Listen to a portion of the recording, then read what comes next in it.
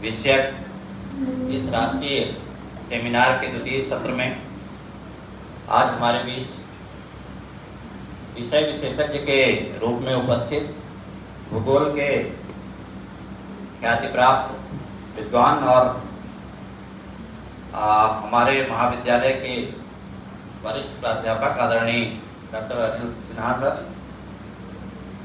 आज के इस कार्यक्रम में हमारे बीच उपस्थित महाविद्यालय के यशस्वी प्राचार्य professor NK. Dewangan sir, Shankargarh महाविद्यालय के प्राचार्य प्रोफेसर पुनीत कुमार राय सर, रामचंद्र महाविद्यालय के प्राचार्य प्रोफेसर कश्यप सर और राजीव गांधी पीजी कॉलेज अंबिकापुर से हमारे वरिष्ठ प्राध्यापक साथी प्रोफेसर एस.एन. पांडे सर, आज के अन्य महाविद्यालयों के उपस्थित हमारे प्राध्यापक साथी और प्रिय छात्र छात्राओं, बड़ा ही समसामयिक विषय पर सर ने बहुत महत्वपूर्ण आयोजन किया है। इसके लिए सबसे पहले तो मैं उनको साधुवाद देता हूँ कि देवांगन सर की एक बड़ी खासियत है कि हमेशा अपने विद्यार्थियों को बहुत करंट चीज़ों से जो बहुत समसामयिक रहती हैं और ज्वलंत रहती हैं और बहुत अपडेट रखते हैं अपने विद्यार्थियों को और इतने कहना चाहिए कि बहुत शैशवावस्था में है ये महाविद्यालय और उस स्थिति में राष्ट्रीय सेमिनार का आयोजन अपने आप में बहुत बड़ी उपलब्धि है। तो जिसके कुजूर सर भी बधाई के पात्र हैं, उन्होंने भी एक महत्वपूर्ण कार्य का बीड़ा उठाया है। जिसकी अपनी छत नहीं है, जिसका अपनी जमीन नहीं है, बिल्डिंग नहीं है, वहाँ राष्ट्रीय सेमिनार का आयोजित होना एक बड़ी महत्वपूर्ण उपलब्धि है। तो और विषय तो जैसा कि राय सर ने कहा है कि ये ऐसा विषय है कि कहाँ से शुरू किया जाए और कहाँ खत्म किया जाए, संभव नहीं समेट पाना। भारतीय ज्ञान परंपरा इतना विस्तृत विषय है कि एक दिन में या 2-4 व्याख्यानों में इसको समेटना लगभग असंभव। तो फिर भी जो मुझे थोड़ा सा समझ में आ रहा है, अभी 2 विद्वत लोगों ने विचार व्यक्त किए हैं और राय साहब कहा करते हैं कि भाई अगर कोई पहले बड़ा लंबा स्कोर खड़ा करके चला जाए तो बाद में आने वाले लोगों के लिए बैटिंग करना बड़ा मुश्किल होगा। इन्होंने बड़ा पहले से ही विशाल स्कोर खड़ा किया है। फिर भी 2-4 बातें मैं उसमें जोड़ूंगा। विषय जो है ये मुझे मेरी समझ में 2 पक्षों में विभाजित है, एक साधन पक्ष और दूसरा साध्य पक्ष। साध्य भारतीय ज्ञान परंपरा है और साधन क्या है? राष्ट्रीय शिक्षा नीति। राष्ट्रीय शिक्षा नीति हमारे लिए बड़ा महत्वपूर्ण साधन है उस लक्ष्य को पाने के लिए जिसको हमने विस्मृत कर दिया। अनिल सिन्हा सर ने एक बड़ी महत्वपूर्ण बात कही थी अपने इसके पिछले वक्तव्य में। सर ने कहा था कि ये जो काल है ये पुनर्जागरण का काल है, भारतीय पुनर्जागरण का ये समय चल रहा है। तो ये बहुत महत्वपूर्ण बात है। कहीं न कहीं हम अपनी परंपराओं से, अपने लक्ष्य से, अपनी संस्कृति की खासियत जो हमारी रही है, हमारी सभ्यता में, हमारी संस्कृति में, हमारे देश में ज्ञान की जो एक समृद्ध परंपरा रही है, उसको भुला करके हमने पाश्चात्य ज्ञान और परंपरा और उसके पीछे जो है भागना शुरू कर दिया। और ये जो औपनिवेशिक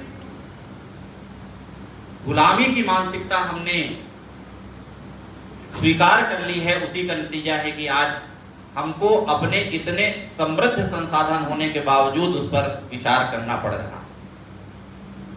आप देखिए हमारे देश में क्या नहीं था। हमारे देश की सबसे प्राचीन सभ्यता, हम शुरू करते हैं सिंधु घाटी। हम सब बचपन से पढ़ते आए हैं सिंधु घाटी की सभ्यता। सिंधु घाटी की सभ्यता दुनिया की पहली नगरीय सभ्यता थी। हमारे इसी देश की पहली सभ्यता दुनिया की पहली नगरीय सभ्यता थी।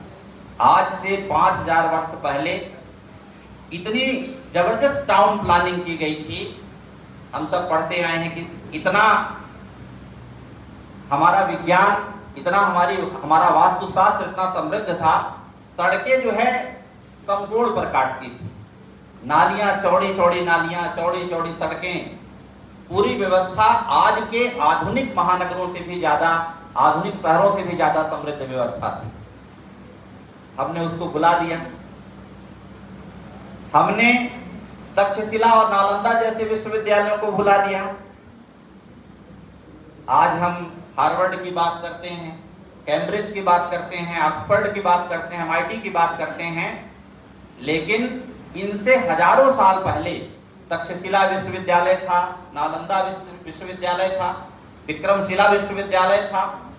लोग चीन के यात्री, अरब के यात्री, दूसरे देशों के यात्री, मेगस्थनीज आपने सबने सुना है, हम सब ने मेगस्थनीज आया था मौर्य साम्राज्य में सीखने के लिए। यहाँ पर वेनसांग आया था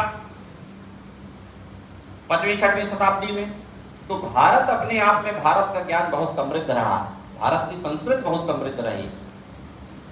तो सर ने बड़ी महत्वपूर्ण बात भूगोल के हवाले से सर ने बहुत सारी बातें बताई कि आज दुनिया ये कहती है कि पृथ्वी का जो है, पृथ्वी सूर्य का चक्कर लगाती है, ये कोपरनिकस ने बताया था।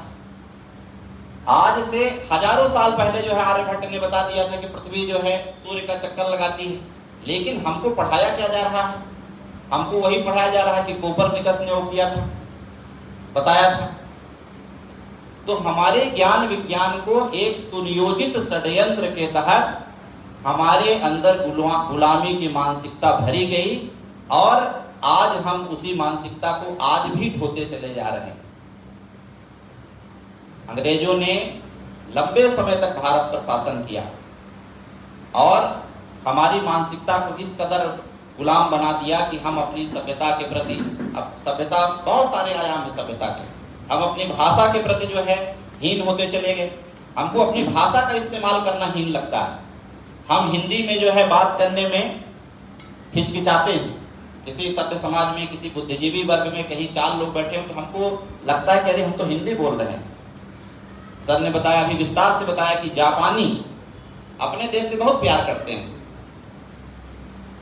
फ्रांस के लोग अपनी भाषा पर गर्व करते हैं, रसिया के लोग अपनी भाषा पर गर्व करते हैं, जर्मन के लोग अपनी भाषा पर गर्व करते हैं। ऐसे दर्जनों उदाहरण हैं जो अपनी भाषा पर, अपनी संस्कृति पर, अपने कल्चर पर गर्व करते हैं। और यही गर्व जो है आज उनको दुनिया के शीर्षस्थ देशों में शामिल किया है। इसी गर्व ने अपने उसी ज्ञान के बल पर आज वो दुनिया के सबसे समृद्ध देशों में शुमार है, क्योंकि उन्होंने अपने संसाधनों का इस्तेमाल किया, अपने ज्ञान को बढ़ावा दिया।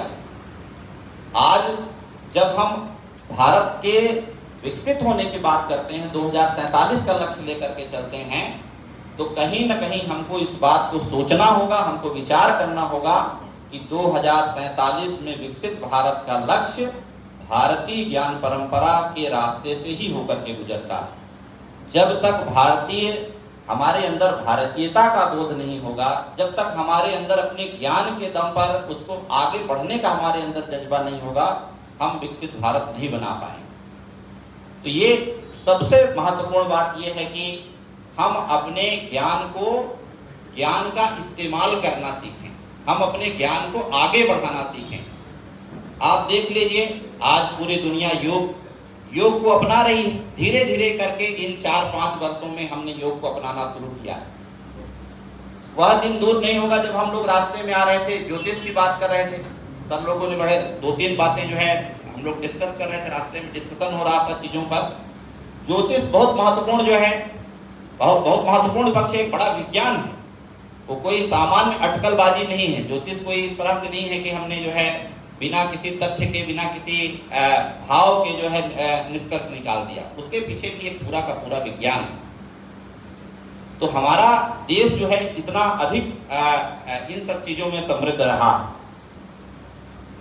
तो 2-3 चीजें जो है भारतीय राष्ट्रीय शिक्षा नीति के माध्यम से सरकार ने बहुत महत्वपूर्ण प्रयास किया है कि अपनी जो परंपरा है उसको बचाया जाए। अपनी जो बोली बानी है, भाषाएं हैं, बहुत सारी ऐसी भाषाएं हैं जो लुप्त होने के कगार पर पहुंच चुकी हैं। और भाषा के लुप्त होने से केवल बोलचाल का माध्यम लुप्त नहीं होता है, उससे पूरी की पूरी एक जीवन शैली, पूरी पूरी एक संस्कृति, पूरा का पूरा एक ज्ञान और हजारों वर्षों की पूरी की पूरी परंपरा नष्ट होती है।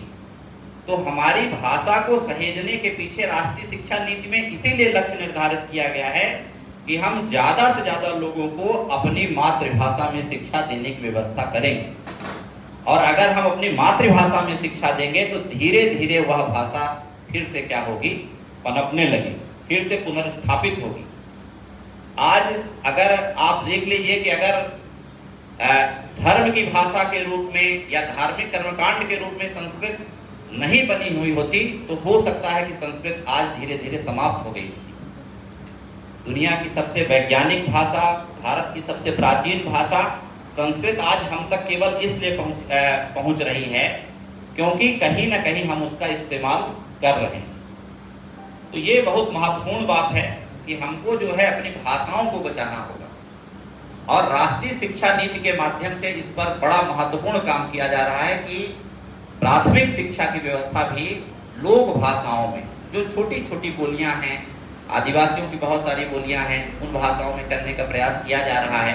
अभी परसों की खबर में पढ़ रहा था, कल या परसों हुई कि अभी सरकार ने मराठी को, असमी को, इस तरह से 4-5 भाषाओं को क्लासिकल भाषा का दर्जा दिया है उनके संरक्षण के लिए।